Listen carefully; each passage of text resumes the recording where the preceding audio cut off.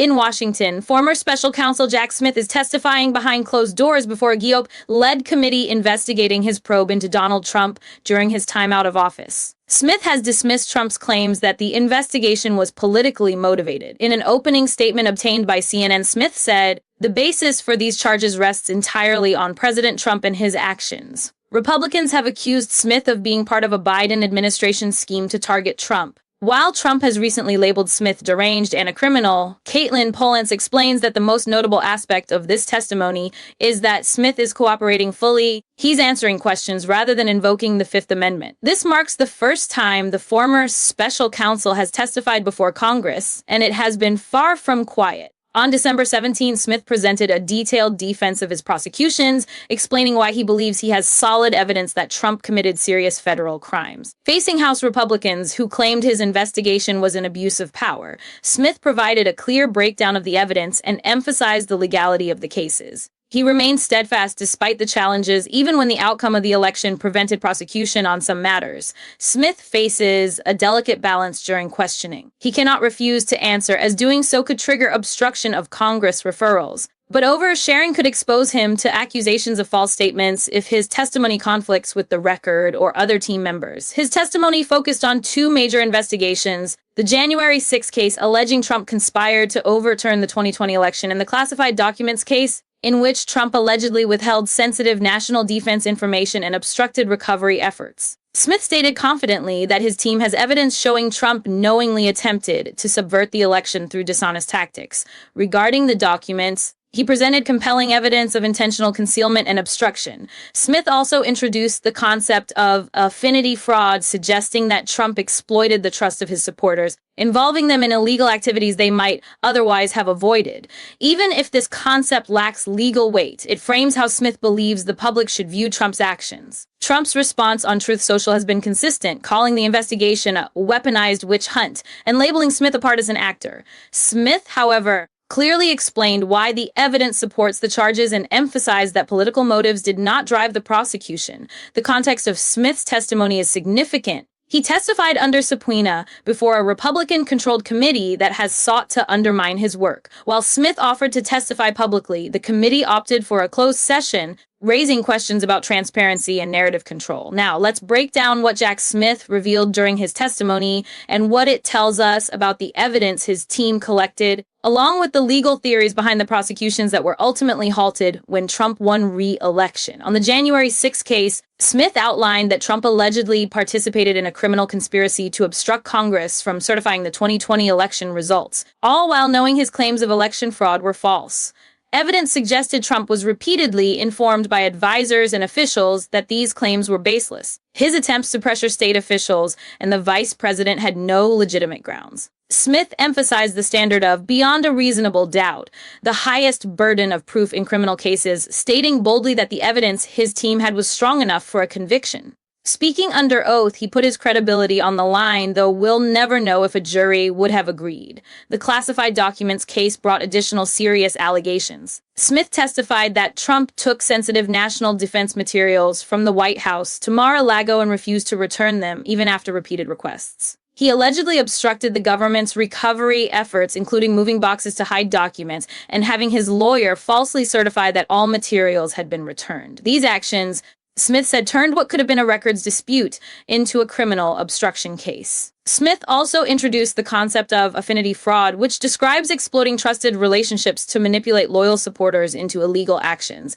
Applying this to Trump, Smith suggested that the former president leveraged his supporters' loyalty to involve them in events like January 6 and the fake elector schemes, while insulating himself from consequences. This concept reframes the broader political movement, showing Trump didn't just break the law, he allegedly encouraged others to commit crimes on his behalf. The testimony being kept behind closed doors by Republicans raises questions. If Smith's evidence were weak, one might expect them to allow a public session to expose it. Keeping it private suggests concern that Smith could mount a compelling defense, undermining the narrative of weaponization.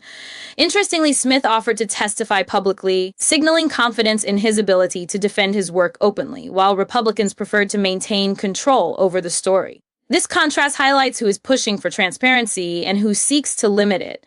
Here we have a prosecutor inviting public attention while others shy away, which is important to consider when evaluating the debate over whether Smith's cases were valid. The timing of his testimony is notable. It comes after the cases are closed and after he has stepped down. While there are no immediate legal consequences, the testimony carries significant political and historical weight. Smith is effectively creating a record, documenting his defense for future historians and the public once the current political noise subsides. He's also pushing back against Trump and Republican claims that the prosecutions were baseless and politically motivated. By testifying under oath about the evidence and his reasoning, Smith is putting both his credibility and potentially his freedom on the line, signaling confidence in the strength of his claims.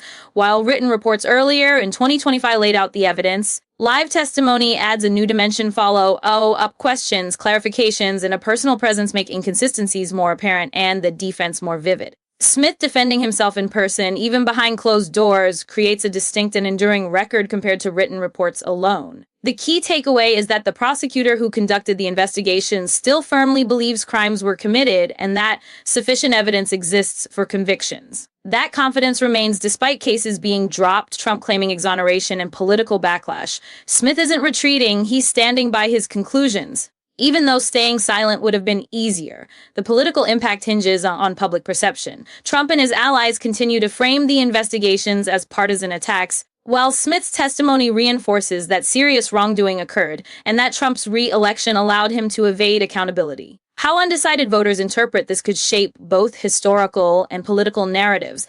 Legally, the cases are closed, and a sitting president can't currently be prosecuted, but Smith's testimony creates a record that could matter if circumstances change, such as Trump leaving office or new legal avenues emerging. It also sets a precedent for other prosecutors regarding the type of evidence and legal strategies necessary for addressing election interference and document retention issues. In terms of public opinion, Trump's loyal base is unlikely to be swayed, having dismissed prior legal evidence as political theater. However, undecided voters could view Smith's detailed testimony and the concept of affinity fraud, which highlights how Trump allegedly manipulated loyal supporters into risky or illegal actions, in a new light, potentially reconsidering his fitness for office. Viewed in a broader context, Smith's testimony connects to a pattern of executive overreach and resistance to accountability. Missed deadlines, ethics scandals, blocked overreach, and repeated legal losses show a president testing limits while relying on courts, investigators, and other checks to push back. Affinity fraud underscores a larger concern about political leadership in a democracy.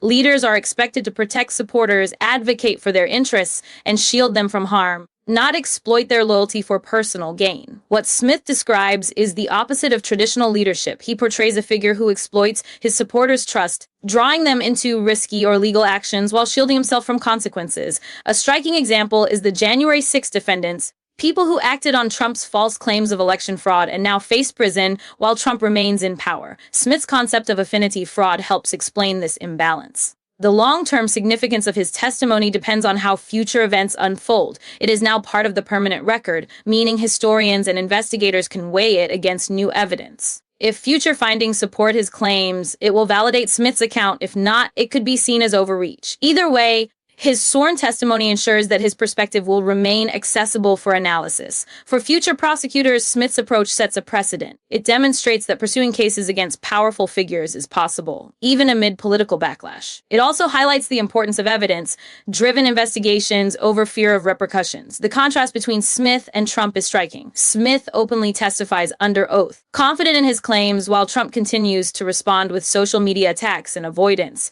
This difference highlights a broader dynamic.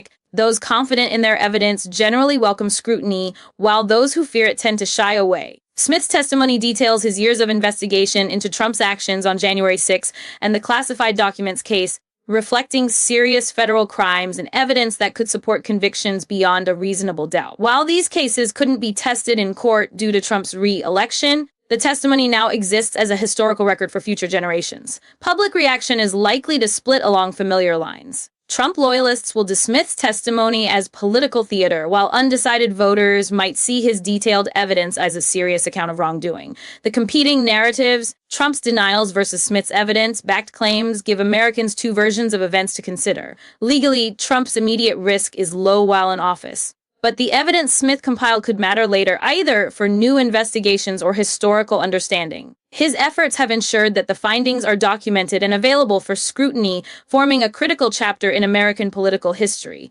The fundamental takeaway: Smith believes crimes were committed, and his detailed account preserves that belief in the official record. Whether history sides with Smith or Trump's narrative will depend on future developments, but Smith's testimony ensures the discussion will continue long after the current political drama fades.